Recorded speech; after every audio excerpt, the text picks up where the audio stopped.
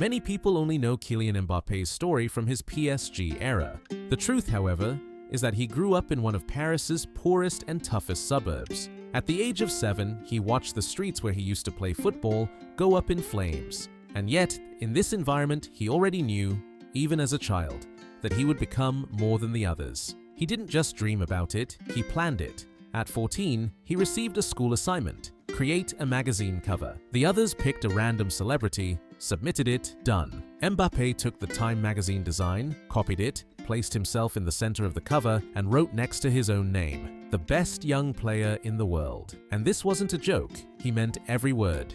But this whole story wasn't just a child's imagination. There was someone in the background, someone hardly ever mentioned, who might be the reason Kylian Mbappé, the one we know today, even exists.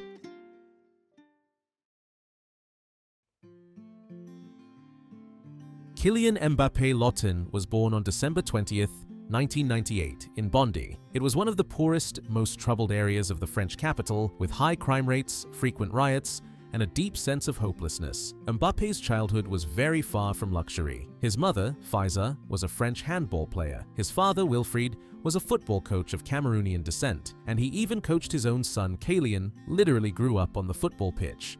However, there was someone who had an even deeper impact on him: his adopted brother, Jires Kembo Ekoko. Ekoko was the son of legendary Congolese footballer Jean Kembo. But after the outbreak of the Congo War, his father was forced to send him to France so he could grow up safely. Fate brought him to the Bondy Academy, the very same place where years later Mbappé began his own career. Wilfried Mbappé, Kylian's father, immediately noticed the talented young boy, and over time their bond became so strong that Ekoko was officially adopted. This way, Kylian didn't just gain a brother, he gained a role model. Someone he could watch as he climbed step by step up the ladder of French football, from the Clairefontaine Academy, which produced stars like Thierry Henry and Nicolas Anelka, all the way to Rennes, and then the French U21 national team. Ekoko was living proof that you could reach the top even if you came from Bondy. Mbappé's talent was unquestionable from a very young age. He was faster than everyone, dribbled instinctively, and taking the ball from him was almost impossible. After 3 years, one of France's most prestigious youth academies, Clairefontaine, took notice, the same academy his brother had attended. The dusty Bondy pitches were replaced by the training grounds of a nationally respected institution. As a kid, he watched, analyzed, and idolized countless top players. But one stood above all: Cristiano Ronaldo. He was the ultimate role model. Kylian dreamed of one day playing for Real Madrid, and fate brought this dream much closer than anyone expected.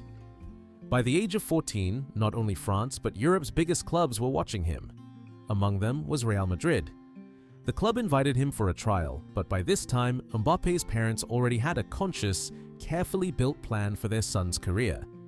They didn't want him to move abroad too early and get lost in a big club's system.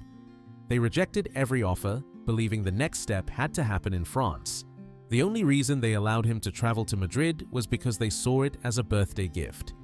And they also knew that if French clubs heard about the trip, they could leverage it for better domestic offers. Signing a contract never even crossed their minds. Mbappé met Zinedine Zidane and later Cristiano Ronaldo as well. But no matter how magical Real Madrid seemed, his parents ultimately accepted Monaco's offer. 2 years later, he was training with Monaco's reserves, but he impressed the coaches so much that after just 3 weeks, he was moved to the first team. Not long after, he made his debut for Monaco. He came off the bench in a league match against Caen. He became the youngest player in the club's history, at 16 years and 347 days, breaking the record held by Thierry Henry. Years later, Arsène Wenger said, "When I first saw him play, I wrote just one thing in my notes: he is Pelé."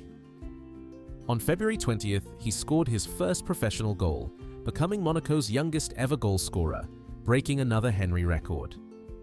A month later, he signed his first professional contract, a 3-year deal, wearing the number 29 shirt.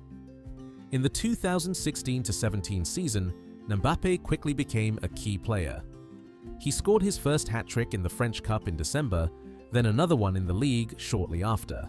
Then came the breakthrough in the Champions League. Monaco went on a historic run, Mbappé scored 6 goals, and he debuted his iconic arms-crossed celebration.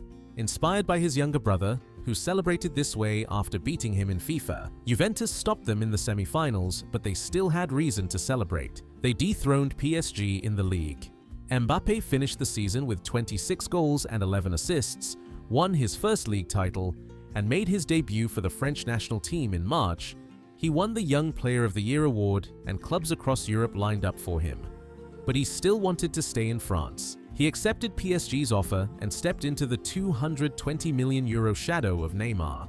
There he became the youngest player ever to reach 10 Champions League goals. In his very first season, he became French champion, cup winner, and League Cup winner. At the 2018 World Cup, he received the legendary number 10 shirt and wrote himself into football history. He became the youngest French player to score at a World Cup, and at 19, he became a world champion. In the final, he scored again, becoming only the second teenager after Pelé to score in a World Cup final. He also won the tournament's Best Young Player award. After the World Cup, he produced the best league season of his life: 33 goals, 7 assists, and the Player of the Year award. Nike then offered him a 10-year contract. They wanted to secure football's next global face. As Ronaldo's career was nearing its end, Mbappé accepted, earning $18 million per year. Up to this point, his entire career had been an upward climb, peak after peak, record after record. But the 2019-20 season changed everything. He started the season with a small injury, then came the pandemic, which affected him mentally as well.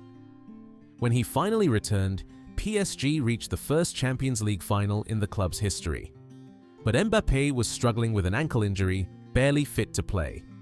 In the final, it was obvious he wasn't at 100%, PSG lost, and Mbappé suffered the first major setback of his career. And unfortunately, not the last. The following season they lost the French league title, and at Euro 2021, France were knocked out because of his missed penalty. Against Switzerland, in the round of 16, France crashed out, and the entire nation blamed him. Although they later won the Nations League that summer, it didn't ease the disappointment. Meanwhile, Lionel Messi arrived at PSG. On paper, everything was set for the Messi-Neymar-Mbappé trio to become the most terrifying attacking line in history. But something didn't click. 3 huge superstars simply couldn't coexist in one dressing room. Even though Mbappé finished as both the league's top scorer and top assist provider, something no one had ever done before, and even though he won another Player of the Year award and PSG won another league title, the international trophy still didn't come. At the end of the summer, PSG did everything to keep him. They offered a contract impossible to refuse, $50 million per year, a $300 million signing bonus, and influence at executive level. Mbappé signed it, becoming the highest paid player in the world. But despite the money, at the 2022 World Cup final, against his PSG teammate Lionel Messi, he scored a hat-trick and still lost the trophy. It became the third and most painful heartbreak of his career. Despite the Golden Boot and the Player of the Tournament award, Mbappé was devastated.